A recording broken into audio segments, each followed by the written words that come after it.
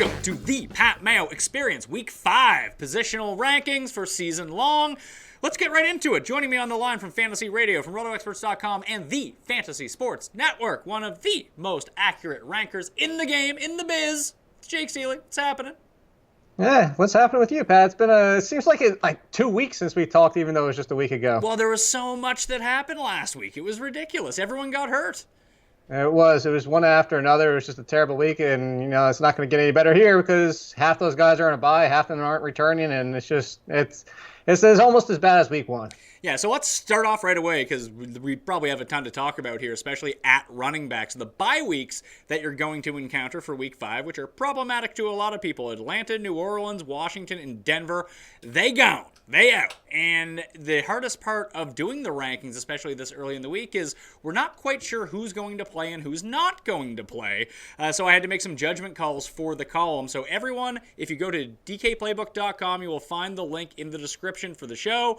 They will be updated once we get more solidified news. So I'll just kind of put a preamble on this right now of guys that I have in the rankings and guys that I have out of the rankings and how that may adjust some people and kind of thing. So Matt Forte, I have out of the rankings. Orleans Darkwa, I have out of the rankings. Ty Montgomery, I have out of the rankings. And Jamal Williams, I have out of the rankings. Guys that are in: Melvin Gordon, Rex Burkhead, Jerick McKinnon, and CJ Procytes, along with Paul Perkins. Obviously, the guys who are out, who are Dalvin Cook's not in the rankings, sorry to tell you.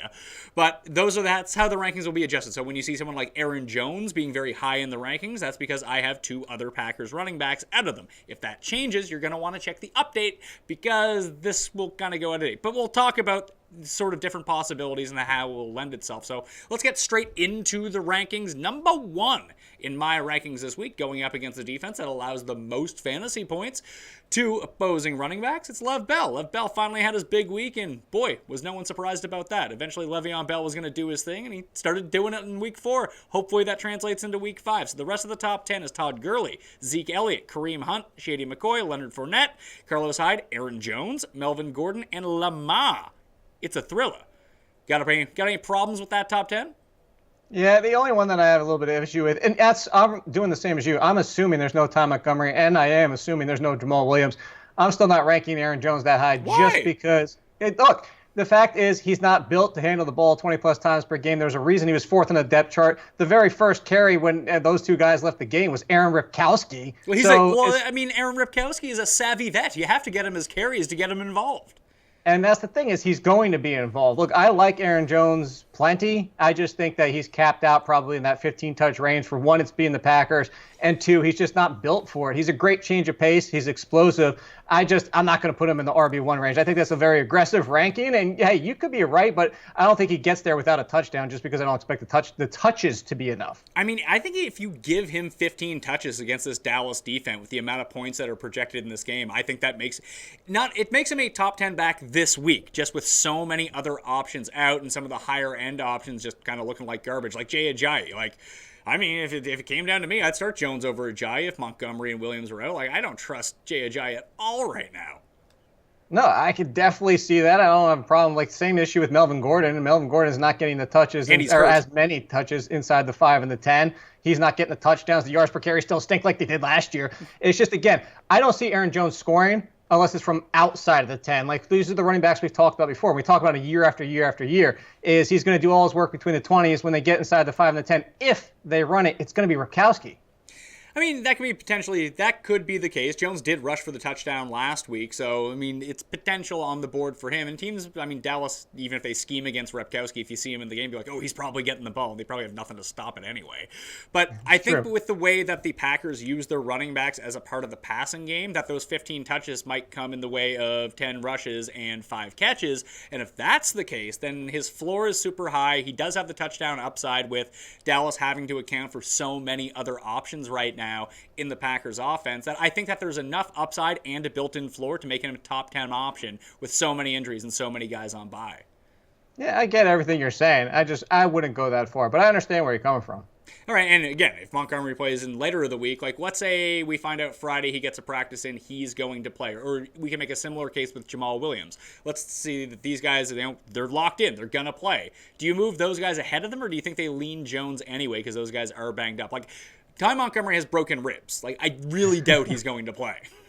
Well, he does. Let's be realistic here. He's not playing. I can't see him playing. They could put a flak jacket on him, and I don't think he's playing because the fact is, multiple broken ribs, as you just said. I know he wants to be optimistic about it, but let's not be stupid. Jamal Williams, at the same time, I don't know if he gets back out there because that looked like a really bad. They said it's only a sprain, but it looked like a really bad knee injury. I think it will be Jones if Jamal Williams is out there. I'm casting Montgomery completely out of this equation. I'm still starting Jones over Jamal Williams because you know this.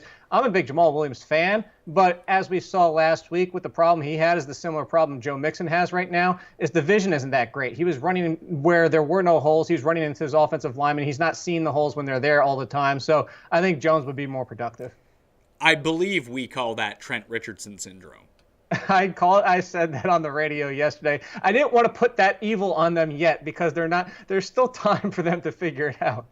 Okay, so the next little tier here. Actually, let's talk about Lamar Miller. He's at number 10. And really, Deshaun Watson has come in and sort of given new life to Lamar Miller all of a sudden. Like, he's getting all the work, except for when they get up by tons in games and Donta Foreman's coming in. But now that Lamar Miller and teams can't stack the box against him, I mean, he's starting to look like old Lamar Miller again.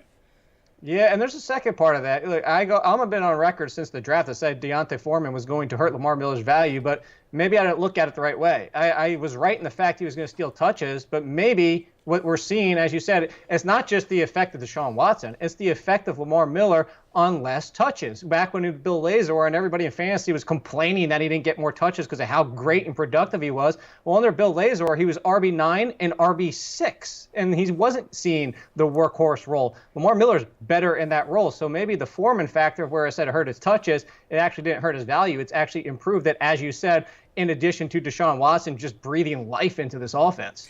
11 to 20, once again, this is PPR scoring. If you want half point or standard rankings, go check out Jake's work up at rotoexperts.com. For me, at dkplaybook.com for full PPR. Jake has PPR too, but I mean, that's the only one I'm doing. Might as well check me out for that one.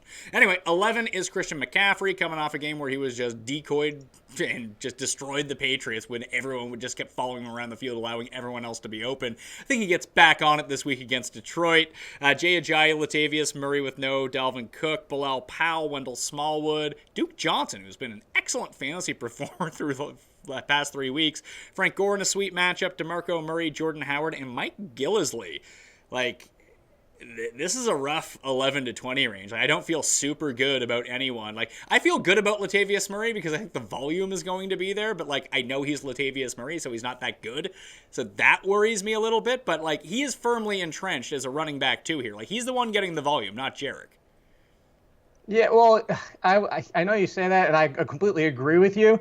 I think it's too high for one reason. I looked at last year, Jerick McKinnon, when Pat Shurmur took over for those final 8 games, he caught 35 of 39 targets, which you can do the math, puts him on pace for about 80 receptions in a season. So in a PPR, and for the fact that Latavius Murray, who's just not that impressive as a runner, we all know that from last year with the Raiders, it's just he's a volume guy, got 12 touchdowns despite not even rushing for 800 yards. I think Latavius Murray I would have lower. I would put him all the way behind. I put him behind Howard and in front of Gillislee, and I would move Jerick McKinnon up because these are PPR rankings. Actually, the way that you rank them is how I would probably rank them in non-PPR. I kind of understand what you're saying, but I don't know if the PPR is actually going to be that big of an impact this week. I think any game where the Vikings are favored and they will have the ability to run the ball, which I expect that they will against Chicago, it'll either be a close game or they'll be up. I doubt they get down by a ton against Chicago, especially with Trubisky starting and their defense being so good that I think it just lends itself very easily to Latavius Murray getting 20 carries in this game. Yeah, see, I understand what you're saying, especially for the game script, but if you look at last year, there was plenty of wins where Jerick McKinnon was still getting 6-7 targets, and he catches almost every single one normally. So that's why. Again, it just comes down to the fact I think we're going to see a bigger split than what the assumption might be. Okay, so I have Jerick McKinnon at number 43 right now in the rankings. I guess that's too low. I will move him up. Where do you think is the right range to move him up into? Is he better or worse than a similar type of back in like Theo Riddick? Actually better than Theo Riddick because Theo Riddick's not been very good so far. They're insisting on using a lot of Amir Abdullah. All right, so in the rankings, I have Theo Riddick at number 30, and I have Wayne Gallman at number 29. Would you go Mr. Wayne, or would you go Jerick McKinnon? I would go McKinnon, but I would stop there. I would not put McKinnon over Stewart. And I actually really like Wayne Gallman. I like your ranking of him. He's the best running back, and sometimes you get the hand forced, and it stops stupidity. I don't want to see somebody get hurt like Paul Perkins, but they finally got to see Wayne Gallman. He's better between the tackles. But the fact is, the Giants still pass 70% of the time, and the offensive line is terrible at run blocking. So I would go McKinnon over Gallman. All right, so let's jump back to that 11 to 20 range just a little bit, and Mike Gillislee I have down at 20, and this is sort of a product of, I think the Patriots know that to protect their defense, they need to start running the ball more, even if it's a less efficient use of their potential on offense, but they need to control the ball, and I think that's going to directly correlate to Mike Gillislee seeing more work unless they're up by 14 points. Yeah, absolutely. And if you looked at the Bucs game from last week, and to go right back to Gallman, who looked best against it? I'm not comparing Paul Perkins to anybody because Paul Perkins was one of the worst running backs in the league right now, but the more effective runners was between the tackles. And I think that if you look at it too, Mike Gillislee for the Patriots running backs, what you should expect here is not just what you're saying is let's get some more balance in this offense, not be so high octane, so fast paced, and get our defense thrown right back out there again. Is it would be expected of Mike Gillislee. Bill Belichick pulled his tricks last week and pushed Deion Lewis in at the goal line, this is why you don't deal with Patriots running backs. But if you're going to go with one, yeah, I think Mike Gillislee rebounds this week and sees more touches, more work than he normally does.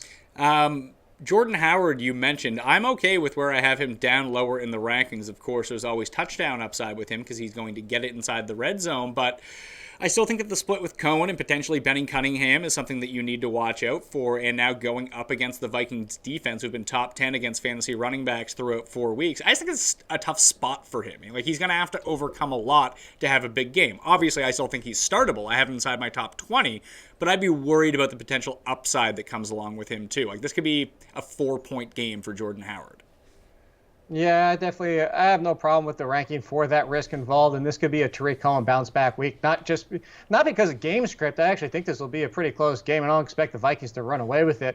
But at the same time, if you look at what you mentioned about that defense, the way that you attack it is kind of like that over the middle of the field, passes out of the backfield, that type of stuff. So this could be a bounce back for Cohen, which obviously hurts Jordan Howard's value. So yeah, I don't have a big problem with your ranking right there. I'm still going Howard over Cohen, but it definitely has the risk of turning into one of the lower games for his season. I'm going Howard over Cohen as well. I have Howard at number 19 and Cohen at number 23 right now. Because I think that it's a lot like Buck Allen. In the Buck Allen situation, we talked about the reason I had Buck Allen ranked high. 2 weeks ago, I had him ranked way too highly. And you even called me an idiot for that. And you were right.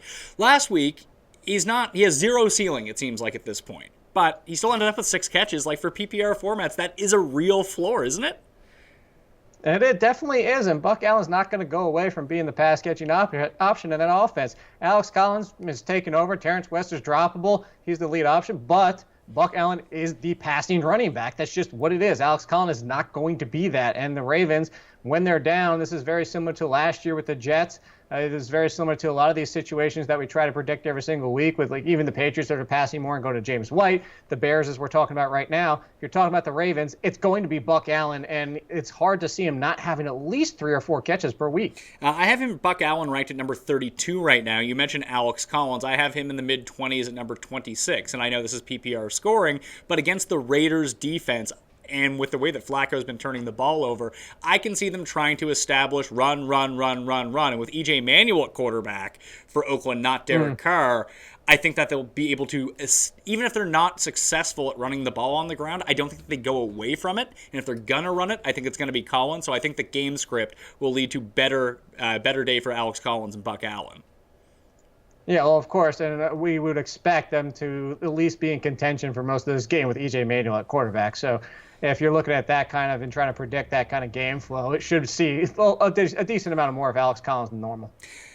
What do I do with Bilal Powell? There was nothing that made me happier than Bilal Powell having a giant week 4 against Jacksonville. It was just fantastic. It's just, because he's on all my teams and, I'm still playing him like a loser. I benched him 2 weeks ago, but as soon as Forte went out, I was like, oh, this is it. This is Bilal Powell time. And then I stupidly faded him in Draftkings because I thought that he would be too highly owned because I'm an idiot and I played Buck Allen instead. This is why I'm bad at this stuff. Just got to go with my direct hunch, go with that, and stop overthinking things.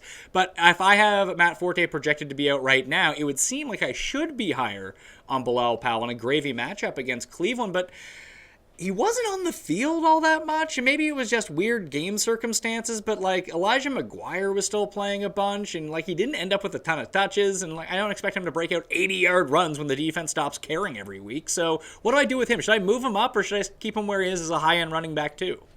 No, I think that's a good spot for him. I mean, my timeline with you involved with it was looking like I was reading a comic book with all the pows coming through the entire Friday and Saturday and looking at it. And I was there with you as the Bilal Powell was just a lot of excitement going. I didn't expect the 80-yard run either. I wasn't expecting this kind of day for him.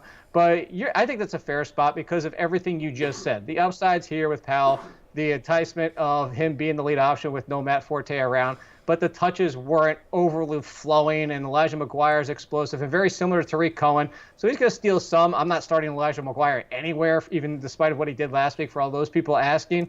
But I think Bilal Powell, where you have him, that's an honest and fair spot for him.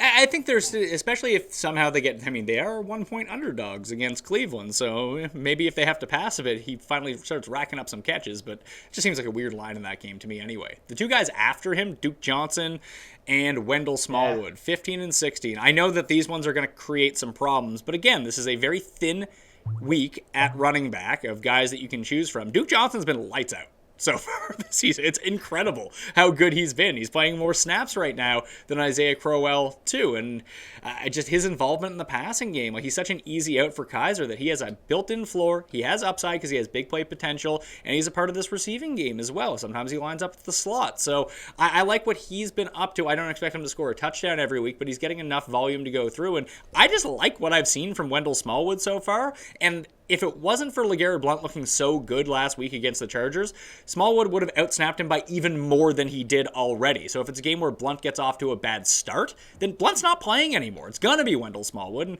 I could see that situation occurring this week against Arizona.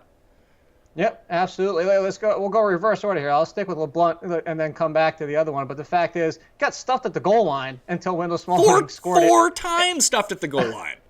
I know, of all people, LeGarrette Blount gets stuffed 4 times at the goal line. And let's talk about week 2, where he literally did nothing. So LeGarrette Blount, any given week, that could happen what we saw last week, and this week he could just completely get shut down again. I'm with you. Wendell Smallwood is the one I want for this backfield. And here's the key to it, is because he fills the Darren Sproles role and then some. So even if LeGarrette Blount does what he does last week, or does what he did, like 80% of what he did last week, Wendell Smallwood is still going to see work. At least his floor is 10 times better than what Blunt's is, because Blunt's is potentially a 0. And then on the flip side of it, Duke Johnson, I'm loving this, is because I don't know what happened where everybody, I think it was because of last year's disappointment and the fact that he wasn't 100% at times, but I keep mentioning it in the entire offseason. I said there was only 4 running backs that had over 500 receiving yards. Duke Johnson was one of them. So far, he's already got 200 receiving yards. So far, he's RB20 in non-PPR and RB16 in PPR. People just forgot how talented this guy was because of Isaiah Crowell last year, and he's been the better running back, as you said. He's lining up at wide receiver. You can almost consider him, just pretend he's a wide receiver 3. Yeah, and that you can play at running back too if you went 0 RB. He's a perfect guy. Yep, absolutely. Okay, one of the hardest things we're going to have to figure out this week that's going to lead to a ton of upside is the Tampa Bay backfield. Doug Martin returning from suspension, not sure what his snap count is going to be or how much he's going to play because he hasn't been able to practice with the team and this is a short week. It's hard to integrate him back into this offense. I'm going with Jaquiz Rogers over him right now, but I have this sneaking suspicion that if this game is as high scoring as it's projected to be, and usually when this happens, it never goes that way. It'll be like 10-7 or something stupid. But if this is a game where Jameis has to drop back and pass a lot, is Charles Sims a potential PPR flex because of the game script? If the potential is certainly there, do I want to chase it? No, I don't. And the real factor here is, what do we expect the backfield snap count to be? As you said, I actually think Doug Martin sees a decent amount, but if I had to break it down, like if I was throwing out estimated percentages, I'd probably say 40% Martin, 40% Quiz, and 20% Charles Sims. But if that, as you said, if they are passing more, maybe the Patriots get up quick with 2 scores and it's 14-0. All of a sudden, we could be looking at 40% Charles Sims the rest of the way. And then, especially in a PPR, that value is going to go through the roof. I think that if you have any of them and you're considering any of these 3 running backs as your RB3, just go ahead and put him in. As your RB2, you might be forced. And if I'm forced to pick one, as you said, I would put Jacquizz Rodgers at the top, but I have no problem plugging any of the three in as a top 3 running back for your team, as in your flex or even your second spot. So what I basically did in terms of the rankings, I think that you can see it somewhere probably around like 50 to 55% for Jacquizz, 10 to 15% for Martin, and then Sims is the real wild card depending on game flow. But I bet you he gets somewhere between 35 and 40% of the snaps.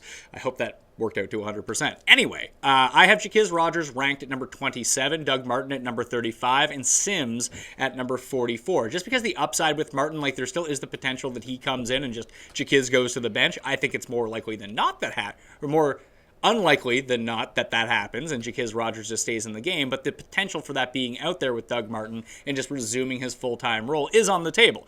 Doubt it happens this week. It's probably more likely after sort of a mini bye going into week 6 that becomes the case and he has time to reacclimate himself with the team. It's just a really tricky situation, but there is upside to be had with one of these guys, maybe 2 of them. It's just a really hard nut to crack right now. Oh, absolutely. And it wouldn't surprise me if Doug Martin, what if he comes out and runs 3 times for 25 yards and then all of a sudden they're like, let's just keep riding him, see what he does for the rest of the game. And all of a sudden he's getting 60% of the workload because he's Doug Martin. So I understand everything you're coming from. And this is the problem is we're trying to estimate what a guy's going to do coming back in his first game. As you said, not being allowed to practice is a short week. And so we're doing our best guesses here. But as you can see, this really comes down to you're basically, you don't do projections, as you always say, but you're doing exactly what we're trying to do when I do my projections, is give the percentage of snaps and touches to these running backs. And I don't want to say it's 100% of a guessing game, but right now we're just giving our best educated guess. Well, the reason that I would lean with Jacquizz over Doug Martin, to go back to what you just said, hey, if Doug Martin goes 3 for 25 right off the hop, then he's the man. I think that Jacquizz ends up starting in this game and that he has the potential to do that before Doug Martin, and against the Patriots, it's probably going to happen. Yeah, that's fair. I actually think that Doug Martin might get a few touches right out of the gate, but that's me personally. God, I hope not. I just think where Jacquizz has been there for the last 3 weeks, and he's looked pretty decent, to tell you the truth. He's been an all right start every single week. He's looked effective when they've been running the ball properly. I mean, against Minnesota, that was just a horrible game for everyone on the Bucs, so I wouldn't say that would be indicative of how they're going to perform against the Patriots, but I think that unless you hear that Doug Martin is the starter Thursday night, I would just roll Jacquizz over him in this situation. Or Jameis Winston throws for 350 yards and 3 touchdowns, and the running backs don't have to do anything. Oh, my League teams would love that so much. Me and Meanie would be fired up for it. I actually, somebody dropped Jameis Winston in one of my leagues, and I picked him up for the bye week for Drew Brees, so I would love it as well. Oh, I was going to say, who's dropping Jameis in this situation knowing the Patriots were on the Week 5 docket? Idiots. Yeah, this is very poor planning when it comes to this stuff. 2 more guys. People don't look ahead of them. I know. It's crazy. Like, it's funny how this worked out for me. But I play in a couple 2-quarterback leagues, and the quarterback that I just took at the end because no one wanted him was Josh McCown. And I have Drew Brees in a bunch of leagues as well in the 2-quarterback formats. And just with Brees on bye, like this was the spot for Josh McCown. Revenge game against Cleveland. Couldn't have worked out better. You think he cares that much about a revenge in Cleveland? Well, yeah, he has a revenge against like 8 teams in the league. It gets them all fired up. Well, yeah, that's what I'm saying, though. I don't think Josh McCown cares that much. Hey, listen, Josh McCown's been all right this year, and this is a soft opponent. Yeah, he's got multiple touchdowns in 1 game? That's fine. Now he's going to have 2. Okay. Okay, so the 2 other guys I wanted to talk about in the mid-20 area was Andre Ellington at number 24 and Thomas Rawls at number 25.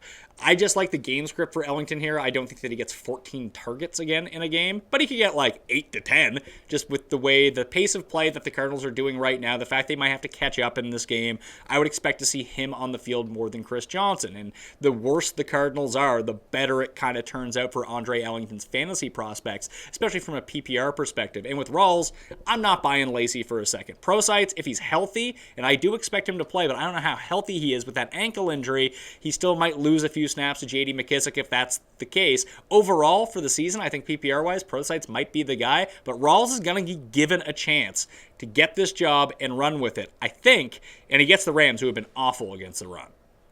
They have been, but at the same time, Pete Carroll told us a bunch of lies before the season started as well with his running backs, and I don't trust him at this point. I don't trust his backfield.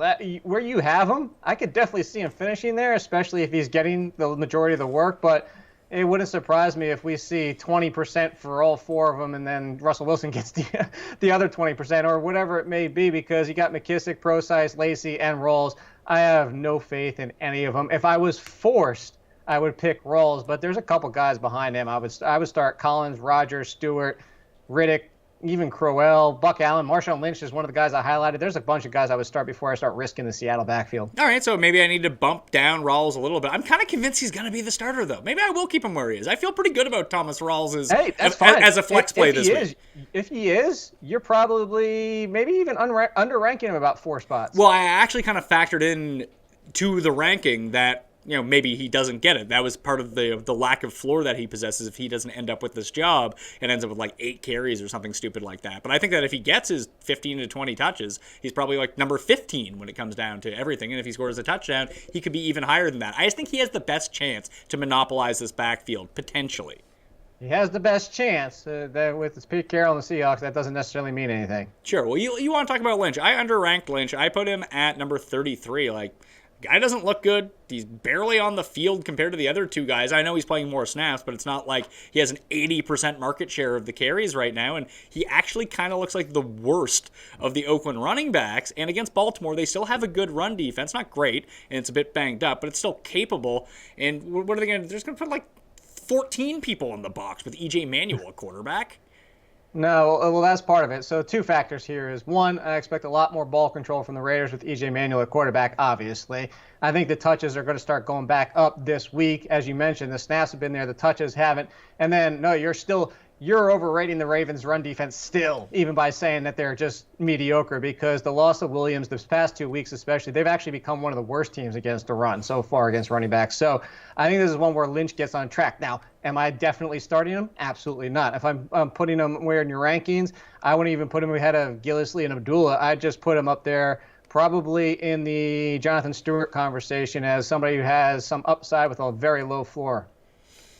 I'm willing to be wrong about Marshawn Lynch this week until I actually see something from him. Week 1 against Tennessee, he looked really good, and he has not looked good in any subsequent game.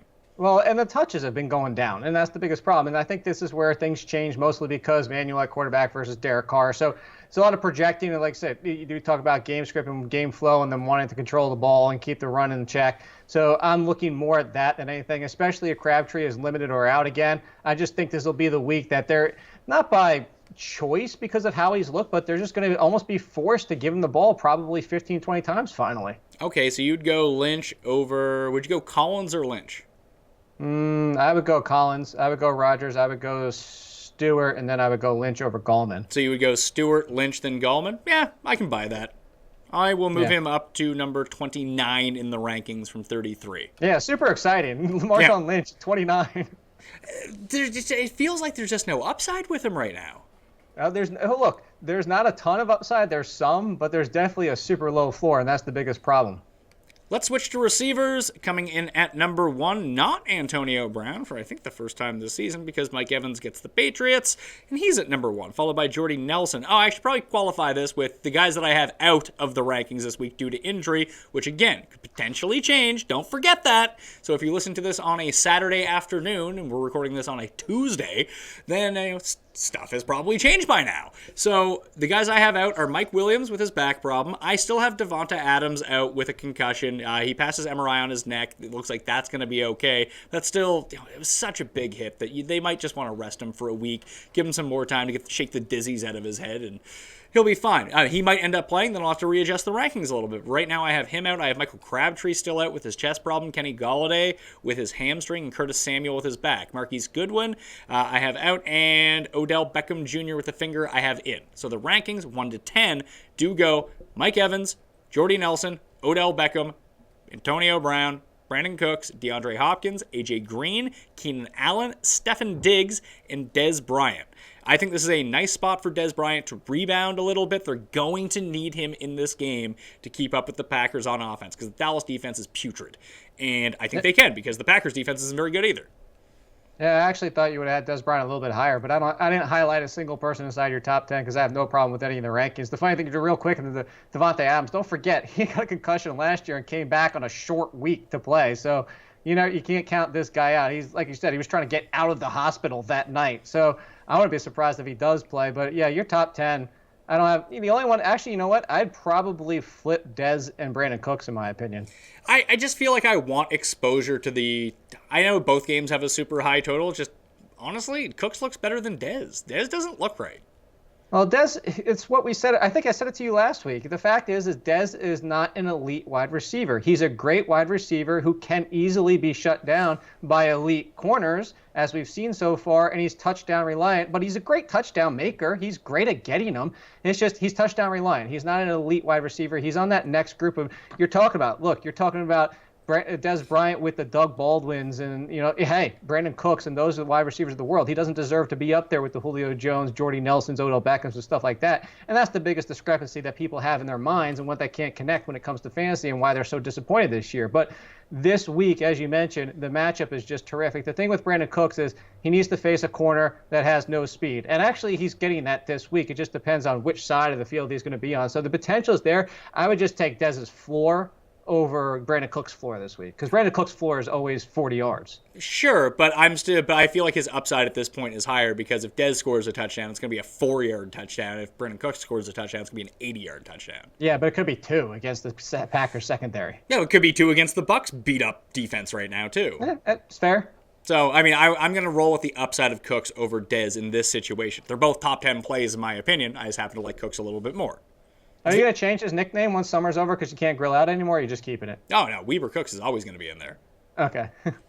11 to 20 range, it goes Baldwin, Tate, Chris Hogan. Again, just pick on that game. Tyreek Hill, Alshon Jeffrey, Randall Cobb, because Devontae Adams I have listed as out. He's going to be number 16. Larry Fitzgerald, Adam Thielen, T.Y. Hilton making an appearance inside the top 20 for the first time all season. And then we have Devontae Parker, who's the only guy who can overcome the awfulness of Jay Cutler, it seems. That's true. I look, I had Devontae Parker as a wide receiver 1 last week and a Jay Cutler as a QB1 Me last too. week. I remember us talking about Jay Cutler as a QB1. We were patting ourselves on the back with having the guts, because people don't know. Apparently people did know. It's true. Here's the thing, though. If you watch the game, it's his own damn fault. We should have expected it. Is that communication thing with not being able to hear in the headsets? It got him all flustered, and then he never got on track. He was just pouty and flustered for the rest of the game, doing the Jay Cutler as he does, and it's just like, did it go right for me? And I don't know, whatever. And he stopped even throwing the ball more than 10 yards downfield, and that's just where it all went out the window. Yeah, and when he got flustered, he realized that he was in London. He went to go buy a pack of cigs, and they were like 8 times as much as they were in America. And he was like, screw this. And then he just didn't give a fuck anymore. Like he does for most things. Maybe that's what it was. It was from the night before. It was still carrying over. He was just so pissed off about it. Listen, would that surprise you? No, it wouldn't. Like I said, he got flustered and it lets it get to him. He's too emotional. But yeah, I'm looking at Devontae Parker is fine. He'd be the only person I ever trust as a wide receiver. Jarvis Landry, you can trust in PPR almost as much, but Devontae Parker is obviously his favorite weapon. Is there anyone in that range that you had highlighted as massive discrepancies from either your rankings or your projections? Yeah, there's actually 2. Oh, let's hear about them. And I love this guy, but one is Golden Tate, because whatever it is, the Lions just aren't outside of week 1, and this could definitely be and week 3. He's had a good week 1, week 3, bad week 2, week 4. Week 3 was decent. It was nowhere near like week 1. What I was going to say about week 1 is they haven't gone to him to that volume outside of that 1 week. For whatever it is, they're spreading. Matthew Stafford is spreading them all around, and it's not just that. They're running more. Like I said, to go back to the running backs, they're insisting on using a lot more Amir Abdullah and playing this more balanced control. I was watching that because my buddy's a Lions fan. I was watching that entire game last week, and for whatever reason, it's like, oh, we're up by a touchdown. Let's play ball control and grind out the clock. And like, you're up by 1 touchdown. What the hell are you doing? And it worked. Hey, it did, but that seems to be what they're doing. So I think he definitely bounced back this week. I'd have him a little bit lower. I mean, I'd have him behind Adam Thielen, so I'm not going that far on it. But that, and then the second one is Chris Hogan. I know you're attacking this game. I don't blame you at all. My biggest problem with Chris Hogan is 15 catches and 4 touchdowns. It's just, I know it's the Patriots offense. I know it's Tom Brady, and I know you attack this game, but that kind of ratio cannot continue. No, But I think that this is a perfect spot for it to at least continue for another week. The big play potential with Hogan is there, and when he has big games, he has huge games. And like I said, that's true. I have made 60 receptions and 16 touchdowns. I have made a conscious decision to attack this game and just shoot for upside with everyone attached. I even have Danny Amendola inside my top 30 this week. Like, just push on this game, and I think you're going to be good. This game, the Dallas Packers game, whether it's season long, whether it is Draftkings, it doesn't matter to me. I'm sticking with Hogan. I understand what you're saying about Golden Tate. I think against this matchup with the Panthers, it's going to be harder to run the ball on them, even if they're trying to grind down the clock. I mean, the reason they were able to pull it off last week and Stafford didn't have to throw all that much is they were shockingly having a lot of success running the ball against the Vikings, which I did not expect whatsoever, and maybe that will continue. But Abdullah got a little bit banged up towards the end of that game, and I think if they're going to lean on anyone, it's going to be on Tate, and he's still getting a huge market share. It's just the pass attempts are down for Matt Stafford. I think it could be back up in this game if Carolina can do anything on offense. Well, I'm also afraid that the Lions' defense it continues to be better than people give them credit for, and now. But I don't want to give them credit. And well, here's the Lions only need to be up by 3 to start deciding to run the ball. So again, look, Golden Tate and Chris Hogan, I would actually keep together. I would just push them behind Larry Fitzgerald. It's a whole 4 spots. I only highlighted them because those are the only 2 names I could find inside your top 20. What's going on with Fitzgerald? Why doesn't Carson Palmer just pass to him every time? Because he's got a multitude of options. It's what I always say. It's about the Chargers. It's about the Cardinals now. It's about all these opportunities back with Mariota before he got hurt. It's buy the cake, not the icing. Just take the quarterback cake. Stop trying to figure out the icing. After week 1, Carson Palmer's actually looked pretty good, at least from a fantasy perspective. I feel like this Philly game has disaster written all over it for him because, like, there were points in that San Francisco game. Like, if you get any sort of pressure on Carson Palmer whatsoever, like, it's an interception or he's throwing it into the ground. You're 100% right. And that's the thing is, like, people we talk about, like, the gut calls, and, like, we get that on Twitter. It's like, I just have a gut feeling and stuff like that. Well, and I could understand, and that's why I tell people on Twitter sometimes, look, go with your gut. There's times, like right now, what we're talking about is we have so much experience of watching so much football and watching how things develop and things like that. And it's not necessarily a gut feeling. It's just something in the back of our minds triggering and saying, we've seen so much. This is an opportunity where things could easily go south, and it wouldn't surprise us. And you're right, because the way that the Eagles can get after the quarterback, that was the big concern when Eli Manning played them. Eli Manning was able to overcome because they started getting the ball out so fast, and now they're attempting over 40 passes per game, which the Cardinals are doing, attempting over 40 passes per game, but they don't get the ball out as fast. So maybe if they make that adjustment this week, you don't have to worry about it, but there's definitely the potential for Carson Palmer to basically pull a Jay Cutler from last week. Yeah, I can definitely see that. And it listen, if he throws a bunch of pick sixes, it really doesn't matter as it pertains to his fantasy value because then he just gets the ball back and has to throw more. It's not an indictment against Carson Palmer, and that's why I was hesitant to rank Larry Fitzgerald any higher than I already have him. Because I'm fairly high on Jerome Brown, too, and with John Brown getting healthier, and J.J. Nelson still in the mix, and Gresham still getting a few targets per game as well. And you have to account for the ability of Andre Ellington to soak up a lot of these short passes as well. That I just don't know what the overall upside of any one of these guys, at least from a predictable method, is.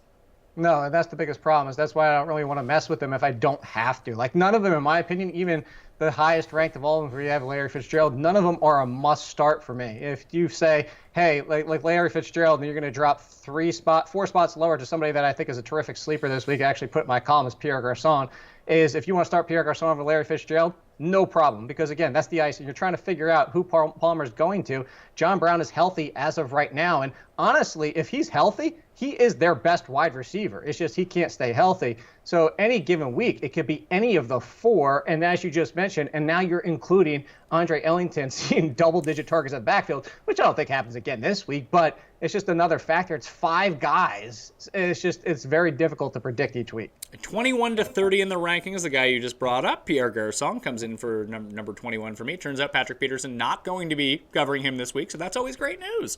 Then it's Amari Cooper, Jarvis Landry, Deshaun Jackson. Again, guys in that game getting a bump up in the rankings. Calvin Benjamin, Cooper Kupp. I like him the best out of all the Rams receivers against Seattle and manning the slot a little bit. That's where you can really expose Seattle. Danny Amendola, again, attack that game. Jaron Brown is next. Devin Funchess, Will Fuller. I'm taking a shot with Jaron Brown here, only because he's seen so much of the market share. And I mean, listen, I love J.J. Nelson, but the numbers are pointing towards Brown right now. Until John Brown is fully healthy, I'm going to stick with Jaron.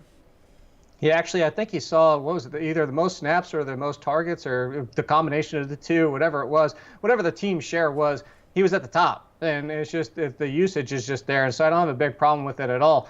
And outside of these rankings right now that I'm looking at, yeah, I actually had Danny Amendola high this week. I thought I was going to have to talk about that one, but you're on there as well. Jerron Brown is another sleep. I actually have Pierre Garçon and Jerron Brown both as two of my three wide receiver sleepers this week. The only one that I even highlighted was Kelvin Benjamin because I think it's a little bit too high because things haven't been clicking with him and Cam Newton despite the rest of the team. And Devin Funchess, apparently, who is now my boy because I've been yelling about him every single week. I think that if you look at this, too, it's the Darius Slay factor, which I keep bringing up time and again and saying he's a top 10 corner that doesn't get the respect deserved. He limited, obviously, Deggs got his last week, but it wasn't always on Darius Slay. And if Darius Slay is on Kelvin Benjamin, I think he's going to be in for a long day. And you have to account, actually, that both corners have been playing very well for the Lions. So I'm looking at this, and I just don't think it's a great matchup for Diggs. It's for Benjamin? For Benjamin. Yeah, so the biggest thing... I was thinking of Quandre Diggs, too. Yeah. The biggest thing with Kelvin Benjamin in this matchup and why he can be somewhat immune to shutdown corners because he's so fucking big. Like, he's going to get... Basically, Cam throws the ball like 20 feet over everyone's head anyway every time. Just... You can't tackle him before he tries to catch the ball. So if you throw it high, like there's nothing that Slay can really do. Like you're not going to get. He's not coming down with them. Funchess is. Funchess is right now, but I mean, last week he was just literally wide open every single play. Well, true, but I mean, Kelvin Benjamin is actually struggling with some of the contested passes, which is just weird. Listen, he was injured last week. I was surprised he even played. I think another week passed that he kind of reaffirms himself as the number one receiver on this team. I'd be willing to take that chance. It's not like Kelvin Benjamin had a bad week last week. He had a good week. No, it's fine. It's just it's a little high for me. That's all. Okay, I completely understand that. I happen to like Kelvin Benjamin a little bit. Okay, now here's where things get tricky. 31-40. Number 31, Sterling Shepard, Martavis Bryant, Sammy Watkins, Rashard Matthews with who knows who's playing quarterback for the Titans. Robbie Anderson against the Browns. Let's do this. Let's crack a deep one here. Alan Hearns, Adam Humphries at number 37. Let's keep shoving guys from that game in here. Marv Jones, Paul Richardson, and my poor guy, Marquise Lee, man. I don't think anyone in football had a worse week 4 than Marquise Lee. No, it was definitely disappointing. Look, I know you're attacking that game, but Humphries, man, we've seen this before for Humphries. He already had his 2 good weeks. I almost feel like he's the guy in fantasy baseball that goes through that like week and a half stretch run and you go to pick him off with the waiver wire and you just missed out on it and it's too late anyway. This is the same thing with Adam Humphries. We've done this before. He had his little blip on the radar and he's done. Yeah, listen, I think he's good for like 6 to 8 targets a week. They just throw little short passes to him, and he's good after the catch. So he could, against this defense, that might be all it takes. I mean, I have him as a top 40 receiver. Like, in a PPR league, you could start him as a wide receiver 3 and not feel awful about it. Well, speaking of gut-feeling narratives, would it surprise you if all the Patriots come out and all of a sudden the defense looks half-capable and shuts them down to 17 points? Yeah, I mean, that's what I meant right at the top. Now the fact that I'm attacking this game is probably 10-7. But, like, I don't know how you can fix it that much in 4 days. There definitely can, especially on a Thursday night. But it is a Thursday night. It is a short week, so you just never know. Martavis Bryant, I know he's at home, but, man, look. Juju Smith-Schuster looks better than him so far. Yeah, I mean, they still keep going to him, though, is the thing. Like, look, your ranking's fair. Your ranking's fair because... It's one catch for him. That's all it is. Exactly. That's all it's going to take. You just know that his floor is 2 points. Oh, absolutely. Listen, you have to go into that knowing it, though. When you drafted Martavis Bryant, you should have known that. No, obviously. I think we talked about that during the preseason. And Sammy Watkins is exactly the same way. I mean, the only guy we saw Cooper Kupp get ridden out 2 weeks ago against the Niners when they scored 1 million points, and they scored 1 million points again last week, and Sammy Watkins does nothing. There's going to be... It's the one good thing about their offense. I think that's why it's being successful. They're using Todd Gurley basically like he's Marshall Faulk, and then they're just throwing to the open man. And I think against Seattle, you're going to have Cooper Kupp as the open man. Gurley's going to get his, and you kind of have to treat Sammy Watkins like Martavis Bryant, that there's just big play potential to be had. You just have to know there's 0 floor. It could actually be 0. Yeah, 100%, especially against that defense. I think you're right, too, because the one thing that you've seen of attacking the Seahawks for the past couple seasons now, and it's still kind of carrying over to this year, is the tight ends show up more often than not, and that's because it's the middle of the field where you can actually get a little bit of damage against them, which, hey, guess what? That's where Cooper Kupp does his work. Next 10 to round this out, the top 50 that would be Jermaine Kearse, Kenny Stills, I like picking on this Tennessee defense, and he's sort of a home run hitter as well. Robert Woods, John Brown, because he's still a bit banged up. Brandon Marshall, Trent Taylor. I like Trent Taylor this week as a sneaky deep league guy. Cole Beasley, Geronimo Allison, again, assuming Devontae Adams isn't playing. Mike Wallace, and Jeremy Maclin. And then I actually have Ricardo Louis at number 52. Yeah. Why not? Just check him in there. He looks like the best of the Browns receivers right now. Is there anyone else that you wanted to mention from down in this range as a potential sleeper? Maybe a guy I have ranked too highly. I know you're going to tell me Brandon Marshall's great, but he's not great. No, I think that's, especially in a PPR. I'd probably have him higher in a non-PPR because the last 2 weeks Eli Manning's targeting him a whole bunch, but that's also because Eli Manning's throwing the ball 40-plus times per game. He mentioned himself that he hasn't been doing a good job so far. Maybe that's his little version of squeaky wheel grease. I don't think it's anything to say all of a sudden he's going to do the A.J. Green situation because that's not going to happen. So, no, I didn't highlight him. I highlighted John Brown just because you're right, he is banged up. But if you look what he did, and again, I go back to the fact he's the most talented player, if 100%. I feel a little bit better about him, but I'm not going to argue much on that one. Outside of that, I mean, no, just Ricardo Lewis is – you're right. He's the best one right now for the Browns. Hugh Jackson said he would have benched Kenny Britt if he had more healthy options, and Rashard Higgins got a big fat 0 despite being on there at field with the second most snaps, even more than Kenny Britt. So we had to take the chance on Higgins 2 weeks ago. It busted out. Not every single chance you take is going to hit, but right now your chance that you have to take is now Ricardo Lewis. Any gut feeling on if there's any Brown or Bears receiver that's going to benefit from Trubisky being in? Now, I still think it's going to be Kendall Wright because if you look at Trubisky can extend plays. He's got that quick release. It's super athletic. There's so much I love about Trubisky. The only problem is you worry a little bit about his decision making, especially as a rookie. But if you're looking for the person who can roll with him and kind of find that space, I think Kendall Wright fits that best. I talked about Trent Taylor, number 46 on this list. I kind of like him as a PPR option. He just seems to be getting more involved and better every single week for the 49ers. But if Goodwin sits, and you want to take like a deep flyer on just a pure home run hitter, I think Aldrick Robinson, who saw double-digit targets last week somehow. I mean, that's with Pierre Garçon basically being shadow covered, but he's now their big play guy. Well, second part of it too, and this is why I like Trent Taylor as a sleeper. I almost put him in as one of my third sleeper, but I went elsewhere with mine. If I had fourth, he probably would have been my fourth one. It's a very nice pick by you because here's the thing that I talked about last week when I said that Tyler Lockett was a sleeper even if Doug Baldwin played, and we saw what Tyler Lockett just did. Colts secondary is terrible, but the place that they're the most terrible is in the slot. Well, where does Trent Taylor do a lot of his work? There you go. Let's switch to quarterbacks because there's one name on this list that's going to freak people out. And it almost freaked me out when because I always do my rankings without numbers next to them. I just make a big list, and I start going through like when I play this guy over this guy, this guy over this guy. And then Can I guess? What's that? Can I guess? Yeah, go ahead. It's Josh McCown. I was going to say Jacoby Brissett. Oh, wow. I didn't even see Jacoby Brissett. All right, both of them. Okay, so the top 10 this week at quarterback. I have Marcus Mariota in right now, but it's looking more and more like he's not going to play. Just at the time of this filming, we don't have that information, but I'll probably end up taking him out for, oh, God, Matt Castle. Ugh. I'll have to move up Dolphins defense at that point, too. But for now, Marcus Mariota is assumed to be playing. Rodgers, Brady, Famous Jameis, Wilson, Dak Prescott, Carson Wentz, Jacoby Brissett at number 7, Eli Manning, Deshaun Watson. I had Mariota. If Mariota plays, it is a bad week for quarterbacks. You might have to run him out anyway. And then it's Josh McCown at number 11. And you saw they just signed, right? Was it Brandon Wheaton? Yep, they just signed Brandon Wheaton. So I'm with you. I would assume no Mariota. Listen, that just happened. Like I don't physically have time to go change them like while we're talking. It'd be bad TV. I'm not going to lie to you. I'm just letting you know. Okay. To your point, it's just your assumption is correct. Okay, good. Well, thank you. That's not what I wanted to hear right now. Let's talk about Jacoby Brissett. He's going to kill the 49ers. Sure. He is. He's getting it done on the ground. He can throw the deep ball. T.Y. Hilton gets going in this game. I just really, out of all the streamers this week, I know everyone's going to be in love with Deshaun Watson. I mean, Monday night against Kansas City, Sunday night against Kansas City, that's a tough spot. Like, I really like Brissett here it's a bad defense with San Francisco. Yeah, that's fine, but there's no way in hell I'm starting over Eli Manning, Carson Palmer. Actually, Carson Palmer I had highlighted is way too low for me. I have Carson Palmer, at number 14? I've already told you about the hesitation that I have against this Philly defense that can attack him. And it can, but it's also been terrible against the pass so far. Yeah, but, I mean, they haven't played Carson Palmer yet. The statuesque Carson Palmer. No, they just played the immovable Eli Manning. Like you already mentioned, Eli gets the ball out a little bit quicker. And for like 2.5 quarters, Eli did 0. Hey, that is very fair. I'm not going as far as Jacoby Brissett over him. And look, I get everything you're saying. It's just there's no way I'm rolling that dice out there. Jacoby Brissett is going to be a hero this week. He's going to win someone $1 million.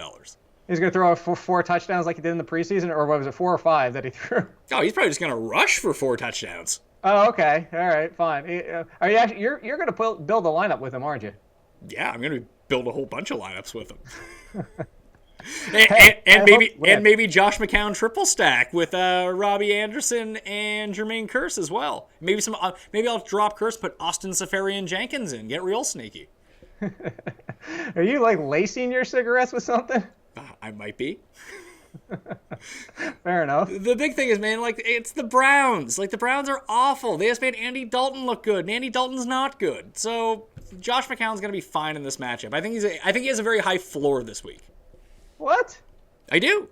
Against quarterbacks, the Browns are giving up 21.6 points per game. That's 4th in the league. McCown has looked competent. Shockingly competent through 4 weeks. That's a little bit of a stretch. The dude hasn't thrown for 250 yards yet. He has 3 touchdowns. 2 of them came in one game to Jermaine Kearse. That's fine. Listen, he's going to be fine in this matchup against the Browns. I believe in you, Josh McCown. Even if the Jets don't win this game, I think he's going to be fine. I don't believe in you, old man Josh McCown. See, I believe in Josh McCown. I got the feeling for Josh McCown. I'm worried about What is he, like 37 now? Yeah, 30, 48. 49, something crazy like that. Should I move Alex Smith up against the Texans? Because I feel like they might be able to get to him a little bit. No, I'm not moving. I'm never moving Alex Smith up. Okay, yay, he scored a rushing touchdown. He might do that every so often. Guess what? The guy throws for 20 touchdowns the entire season. That's barely over a touchdown per game. All right, so besides Carson Palmer, who lowly on this list would you move up? Would you move Cam up? I have him at 17. No, I don't have a problem with Cam Newton. That was sell high on Cam Newton if you have him. The Patriots are the cure for everything that's going wrong with you. The only one that I would move up higher, I mentioned Carson Palmer. I'd say Matthew Stafford. I know. I just went on the fact with Golden Tate is the fact that they want to run more, but I still think that Matthew Stafford deserves to be higher. I would actually play him over Hoyer, although you love Hoyer, and I'd even play him ahead of Alex Smith. Alex Smith is going to throw for 1 touchdown again. I mean, Alex Smith's floor with his legs is one of the higher ones right now. And just that offense is clicking. With Kareem Hunt being as good as he's been, it's allowing for, like, Albert Wilson and Chris Conley just to be open down the field. And he's actually throwing the ball effectively down the field. I think his adjusted completion percentage this year is like 81%. Yeah, well, he's always been a terrific completion percentage type of guy. He's a game manager. He has not been game managing this year. Like I still worry that he reverts back into that, but I think we have to give him some credit for the fantasy performances he's been putting up. I'll give him a little bit. Look, if you want to guarantee yourself 12 points, put Alex Smith in there. If I'm going for who I want to play at quarterback, I'm taking, to your point before with attacking games and going for the upside and stuff like that. I'm just going with Matthew Stafford. If you want to guarantee yourself 40 points, just play Jacoby Brissett. Oh, Josh McCown's only getting, 36 then? He'll get 21.6. He'll get on average of what people score against the Browns. Okay. All right, let's rip through tight ends because you've got to go. Gronk, Ertz, Kelsey, Evan Ingram at 4, Jimmy Graham, Charles Clay, Austin Seferian-Jenkins against those talked about Browns who just don't stop tight ends. Ben Watson, Delaney Walker because I guess Castle's playing now. Hunter Henry, then Kyle Rudolph, Martellus Bennett. I should move Martellus Bennett probably up a bit higher. Would you move him up higher? No, I'd move him lower. Really? Was he at least 7 targets in every single game? And what has he done? Nothing. Think he's about like tight end 26? Seems like a game where he can get going against this awful Dallas defense. Yeah, whatever. Here, look, I'll check for you. He's been doing nothing. This is what. Look, go back to Jermichael Finley and we talked about a tight end having We've value. talked about this for ages. This just seems like a nice spot for him. I'm not trying to predict a nice spot. Was this the revenge game from a bunch of years ago because he's still pissed off that the Cowboys let him go? Totally forgot about that, too. I definitely have to move him up now. I'm really curious now where Bennett is. I think I'm pretty close in my guess. I'm going to pull it up and check. He's tight end 29. He'll be fine this week. Austin Seferian-Jenkins. I mean, the reason that Bennett's so low is because he hasn't caught a touchdown. I mean, there's guys on that list who literally do nothing but have like a touchdown. Look, Jesse James got 2 touchdowns against him. Tyler Kroft got 2 touchdowns against him last week, and Josh McCown loves his tight ends. It seems like a really good spot. Hey, you keep picking out. That's my tight end sleeper of the week. You keep picking out the sleepers I wrote about. Well, this is always fun when you and I are on the same page. That never has disastrous results, does it? Oh no, of course not. Just run away. Just delete this video right now. I have Hunter Henry ranked at number 10. Just picking on the Giants at tight end is also a really good strategy, and I even moved Antonio Gates to number 17. As I think he'll be less involved than Hunter Henry, but he does have a touchdown in him potentially. No, look at what happened last week. They could both score one, just like O.J. Howard and Cameron Brate did. Sure. Defenses, before we get out of here, I go Minnesota, Philadelphia, Pittsburgh against Jacksonville, the Rams, Buffalo, Baltimore, Seattle, Jacksonville, Houston, and Tennessee. I bet you're going to tell me I have Baltimore too high. No, I think the one that I had too high was the Rams. I think the Rams are going to Here's the thing, and here's why I see the Rams, because I initially had them much lower, and I moved them up when I started thinking about the game. What doesn't Seattle have? A run game? An offensive line? Offensive line. I just think there's going to be, now that Donald's been back for a few weeks, I know their defense hasn't looked all that good. They're not generating the same amount of pressure that they used to. I think this could be a game where they kind of look, at least the front seven looks like the front seven of the Rams we expected to see a little bit. And listen, Wilson might score 25, 30 points in this game, but he might get sacked 7 times too. No, you're definitely right there. I can see it. I wouldn't go that high on them, but I see the opportunity there. I think the Giants and Chargers facing each other with those quarterbacks both being turnover prone as they are leads to potential. And if they're both going to be throwing the ball 40 times, more potential for interceptions. Agreed. There's also a potential for a lot of points to be scored in that game too. Of course. So that's what you understand when you take a defense like that. Yeah, so I worry about it. I really like Minnesota and Philadelphia, though. I think those two, it sucks because you can't use Minnesota on the DraftKings main slate for the Millionaire Maker, but Philadelphia you can. Yeah, Minnesota is if you could, that'd be no question. But I think you could do it on FanDuel, can't you? Or did they get rid of it too? No idea what that is, Jake. Oh yeah, good call. Yeah, no idea what you're talking about. So Philadelphia, edit that out. Yeah, Philadelphia is the defense that you want to go after. Anyway, you got to run, Jake. Tell everyone where you're going to and where they can find your work. Yeah, I'm going to Fantasy Sports Radio right now for On Target, award-winning On Target, 4 to 6 p.m. Monday through Friday. Follow me at AllInKid. Of course, wordofexperts.com, where I'll have my rankings, which are just like yours, updated all the way through Sunday morning. So don't come at me on Saturday and say my rankings changed from Wednesday, because they're going to. You mean guys might already, like when you take out the Thursday night guys, like, what happened to Mike Evans? I thought you had Mike Evans at number 1. Yeah, of course. No question about it. You had Mike Evans unranked this week? Bad call, Jake. Always. All right, I'm Pat Mayo. You can follow me at the PME on Twitter. Remember to check out the updated rankings for each position, plus the DraftKings cheat sheet, and everything that goes along with football, including the game picks and preview, up on DKPlaybook.com. Subscribe to the DraftKings YouTube page for every video version of the Pat Mayo experience, or just, if you want to listen on demand, podcast, go to iTunes, Audio Boom, Stitcher, and Google Play anytime you want, completely free. Don't forget to leave a review and give a thumbs up and do all that fun stuff, which literally takes less than 5 seconds. So please help out the show. Do that. I'm Pat Mayo. Good luck this week. I'll see you next time.